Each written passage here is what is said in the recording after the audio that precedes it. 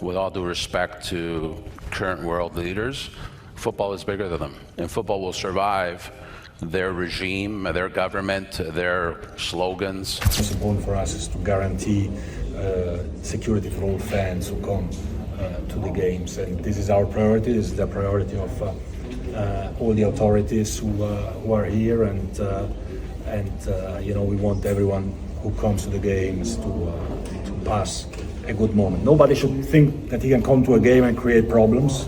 President Trump suggesting next year's World Cup games could be relocated if he thinks the cities that they're scheduled to be in aren't safe. Of any city we think is going to be even a little bit dangerous for the World Cup or for the Olympics, where they have Olympic overthrow, right? But for the World Cup in particular, because they're playing in so many cities, we won't allow it to go to, we'll move it around a little bit. What did you make of Donald Trump's comments the other day about possibly... Which ones? Good answer. The ones about possibly moving games, World Cup games, out of cities that he doesn't appear to like. Yeah, listen, I mean, if I have to react every time a politician makes a statement, whether it's a president or a senator or a congressman or even in my country, quite honestly, or even in Mexico, then I wouldn't be doing my job, because I'd be focusing on what these guys say. So the reality is we're focused on the 16 venues and making sure that they're ready to go once you guys come over and cover the matches. The answer is yes. If somebody is doing a bad job, and if I feel there's unsafe conditions, I would call Johnny, the head of FIFA, who's phenomenal, and I would say, let's move it to another location. And he would do that. He wouldn't love to do it, but he'd do it. Very easily he'd do it. And this is the right time to do it. Depending on which country you're coming from and the reason you're going, if you're going to the US, be prepared. It could cost you an extra $250. It's called the Visa Integrity Fee. It's baked into the so-called Big Beautiful Bill. Pay the fee, and the Trump administration says you may get it back if you're a good visitor. But it's a may, and no one's quite clear how that would actually work. Well, people planning to visit the United States from other countries may have to shell out a lot more money. As Fox's Madeline Rivera reports, a new State Department program is asking some travelers for a $15,000 bond. Round 2 starts with a line straight from FIFA's playbook. Universal access is non-negotiable. But Trump's camp isn't backing down, claiming the FIFA president will eventually fall in line, while a FIFA vice president fires back that no politician outranks the tournament. Caught in the middle are fans facing a $250 Visa integrity fee that applies broadly to non-waiver travelers, and a $5,000 to $15,000 bond pilot targeting select high overstay countries, so far named Malawi and Zambia. This story follows the money. With attendance at risk and sponsors quietly pressuring for full stadiums, there's already movement north, Toronto and Vancouver preparing facilities in case U.S. access falters. Before we go further, a quick thank you to everyone watching and supporting the channel. And if you're new here, welcome. Subscribing helps us keep producing independent coverage on stories that actually matter. Stay with us, because Canada and Mexico's lineup response could completely reshape how the 2026 World Cup unfolds. The new weapon, Visa integrity as leverage. Here's where leverage hides in plain sight. The Visa integrity framework turns entry rules into a negotiating tool. The new weapon is simple on its face and heavy in effect. It layers a $250 Visa integrity fee, mandated under the One Big Beautiful Bill Act, on top of existing application costs for most non-waiver travelers, and, in a limited pilot, adds a refundable bond of $5,000 to $15,000. That bond pilot is not broad. It currently names Malawi and Zambia. On paper, it's deterrence, with refunds contingent on strict compliance and timely departure. In practice, it's friction that hits certain fan bases hardest and earliest in the planning cycle, because refunds arrive later, cash must be tied up now, and uncertainty lingers through the window when flights and hotels are cheapest. FIFA's rule is blunt. Hosts must guarantee access for qualifying teams, officials, and fans. No carve-outs.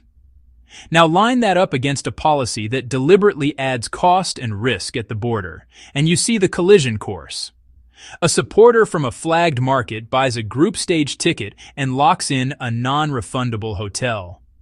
Then they learn their visa application now carries an extra $250 fee, and if they fall under the bond pilot, a hold that can equal or exceed their entire travel budget.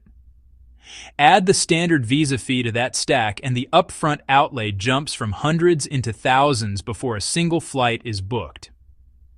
Run the numbers on a lower middle-income traveler. A $200 economy ticket, $900 in lodging for a short stay, $300 in local spend.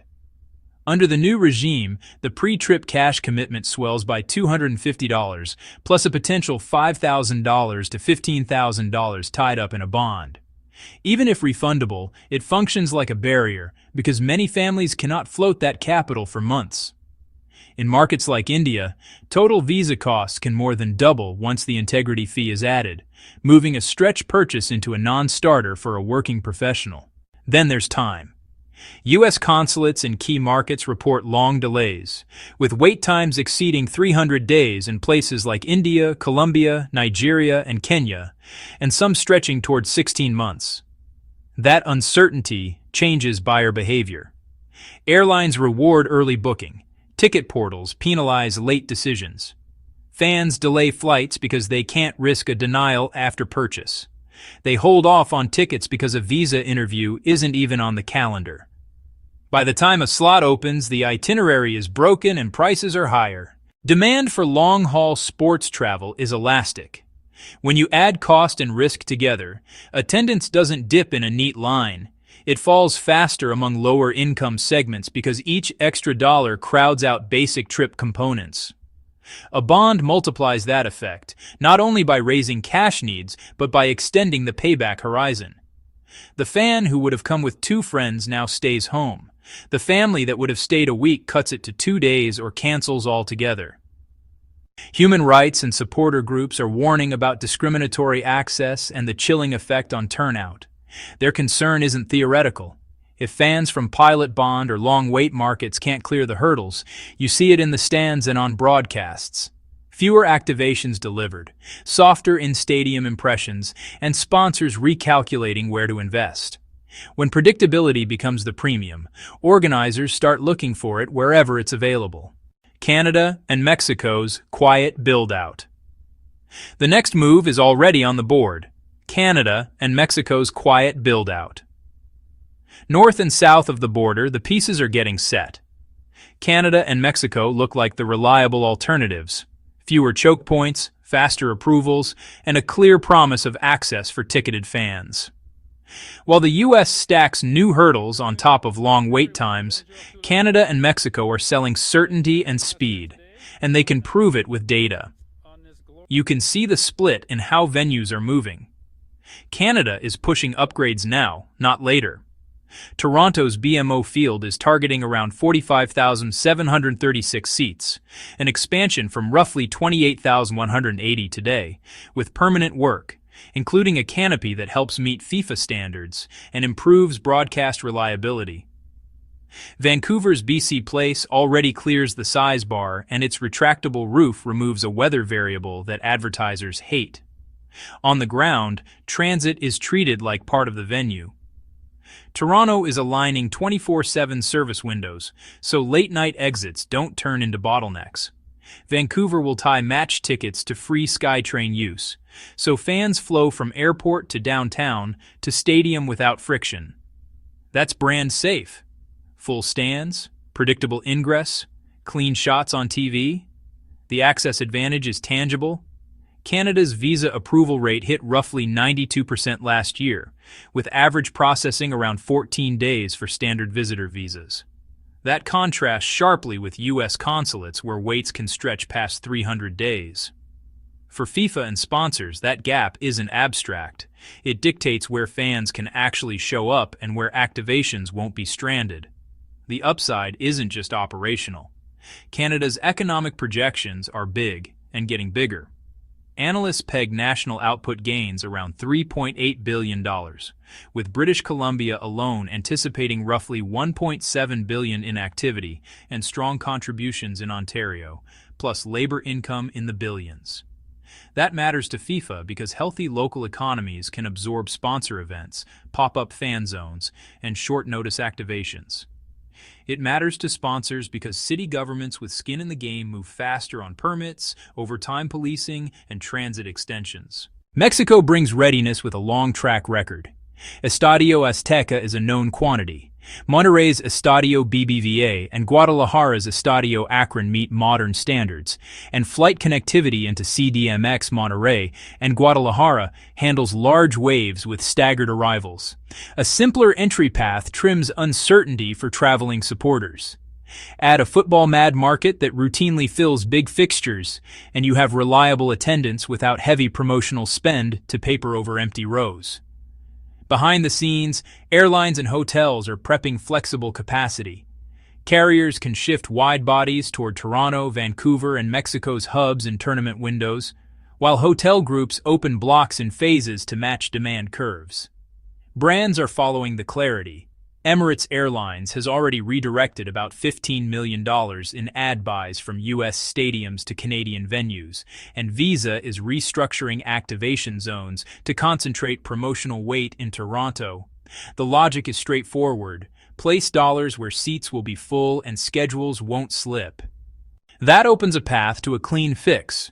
Reassign a slice of group stage fixtures to Canada and Mexico, hold knockout commitments steady, and let U.S. processing pressure ease without wrecking the calendar.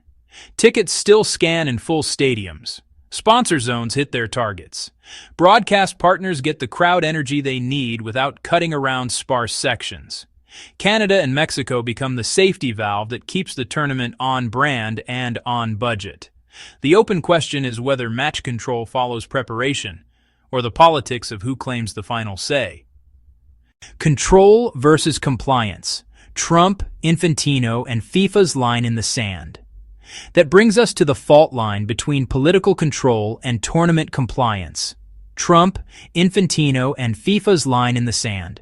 Can a president influence match operations if FIFA says access is non-negotiable? That's the tension. The record shows U.S. immigration policy, visa integrity fees, a pilot bond program, travel bans, and long consular waits, collides with FIFA's requirement that hosts guarantee entry for accredited groups and ticketed fans. Trump's team frames tougher entry as security policy. FIFA's leadership frames universal access as a condition of hosting. And there's explicit pushback. FIFA Vice President Victor Montagliani has said no politician outranks the tournament and that hosts play by the same rules. Here's the power chart. FIFA controls where games go, who gets which slots, and what standards apply to stay on the schedule. Host governments control borders, law enforcement, and public safety operations. When those gears mesh, you get a smooth event. When they grind, the contracts decide the next move. Host city and host country guarantees sit at the center. They promise stadium readiness, security levels, and, crucially, access for accredited groups and ticketed fans. If a host can't meet those guarantees, contingency language lets FIFA reassign or relocate matches, reportedly with as little as 90 days' notice, to protect competitive integrity and commercial deliverables. That's why the access question is existential, not cosmetic. Now look at how safety gets used. Public safety is a valid trigger for operational changes, but the language can stretch. A government can cite safety to tighten entry, slow visas, or harden screenings. FIFA resists that creep because once a host can effectively veto attendance, you break competitive neutrality. Teams lose their supporters, atmospheres shift, and the tournament becomes a negotiation with each politician instead of a sport governed by rules. Sponsors sharpen the edges. Visa, Coca-Cola, airlines, the lot. They buy certainty, not brinkmanship. Their contracts tie money to filled seats, activation zones, and guaranteed impressions. If empty sections threaten those deliverables, they push for the venues that can perform on time and on count. That pressure doesn't care about political posture. It follows the cleanest path to full stands. Hard metrics are doing the talking. U.S. processing delays now exceed 300 days in key markets like India, Nigeria, Kenya, and Colombia. Canada clears many visitor visas in roughly 2 weeks. Mexico, for targeted categories and nationalities, can move applications in days. Stack that against a $250 integrity fee and a limited bond pilot naming Malawi and Zambia, and the U.S. bargaining position weakens.